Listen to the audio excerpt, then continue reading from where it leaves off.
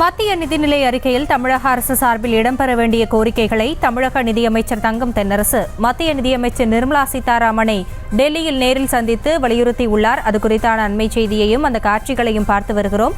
இதுகுறித்த கூடுதல் விவரங்களோடு இணைகிறார் எமது செய்தியாளர் மதியழகன். விவரங்களை வழங்கலாம்.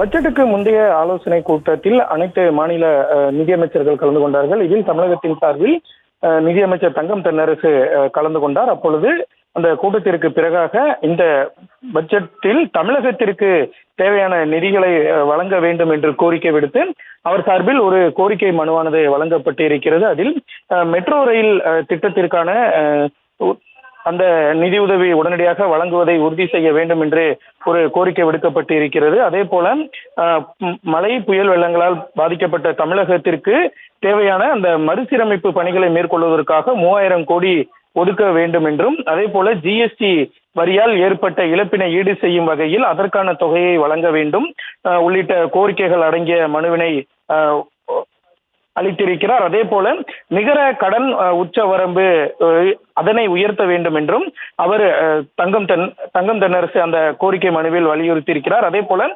தாம்பரம் மற்றும் செங்கல்பட்டுக்கு இடையேயான 4வது இருப்பு பாதை வழித்தடம், திருப்பத்தூர் கிருஷ்ணகிரி ஒசூர் இடையே புதிய இருப்பு பாதை வழித்தடம், அருப்புக்கோட்டை வழியாக மதுரை தூத்துக்குடி அந்த திட்டம், மீஞ்சூர் திருவள்ளூர் ஸ்ரீபெரும்புதூர் ஒரகடம் சிங்கப்பெருமாள் கோயில் மதுராந்தகம் அந்த வழித்தடத்திற்கான திட்டம், அதே போல சேலம் ஒசூர் பெங்களூரு மற்றும் கோயம்புத்தூர் எர்ணாகுளம் நீட்டிப்புகளுடன் கூடிய சென்னை சேலம் கோயம்புத்தூர் ஆகிய இடங்களை இணைக்கும் மித அதிவேக ரயில் வழித்தடம் ஆகியவற்றை செயல்படுத்த வேண்டும் என்றும், அதே போல தமிழ்நாட்டில் செயல்படுத்தப்பட வேண்டிய நெடுஞ்சாலை திட்டங்களுக்கான நிதியை ஒதுக்க வேண்டும் என்றும் அந்த மனுவில் நிதியமைச்சர் தங்கம் தென்னரசு கோரிக்கை விடுத்திருக்கிறார்.